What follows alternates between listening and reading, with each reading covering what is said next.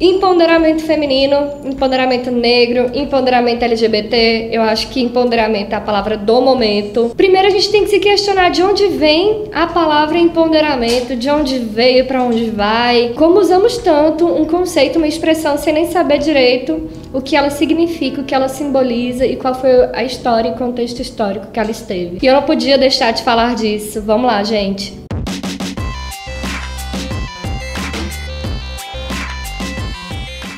Antes de mais nada, você pode começar dando um like no vídeo, ativando o sininho para que a gente possa notificar você quando a gente aparecer aqui.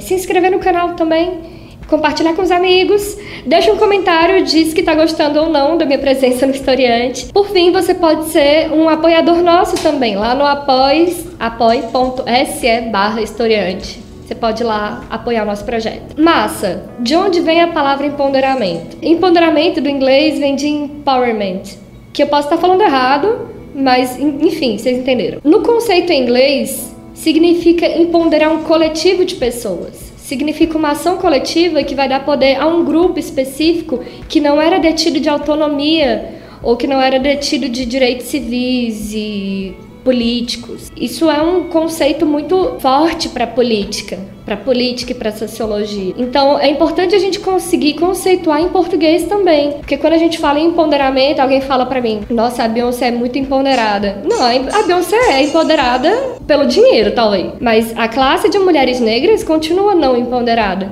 A classe de mulheres continua não empoderada. E empoderamento é um conceito coletivo. Então a gente tem que aprender a diferenciar a luta individual da luta coletiva. Quando a gente está falando de individual, a gente está falando de autonomia. Um sujeito conseguiu autonomia para se tornar uma pessoa mais independente, dona de si, ter o fortalecimento necessário para ser um sujeito civil detido de direitos. Isso é massa. No entanto, isso não significa que ela está levando consigo a classe de pessoas que é minoria da qual ela pertence.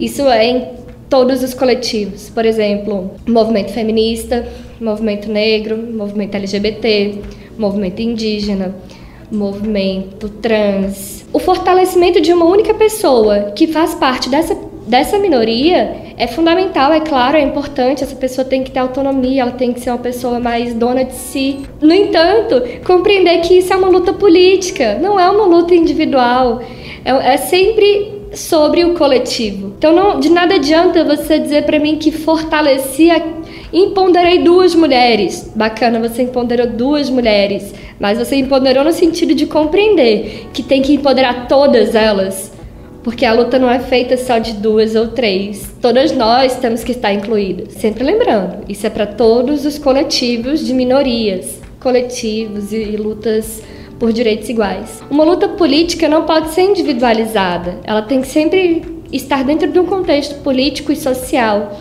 dentro de um conceito histórico. Porque dizer para mim que daqui a 2 anos essas 3 mulheres que foram empoderadas, elas vão estar livres de machismo, é no mínimo ingênuo, porque o machismo vai continuar existindo.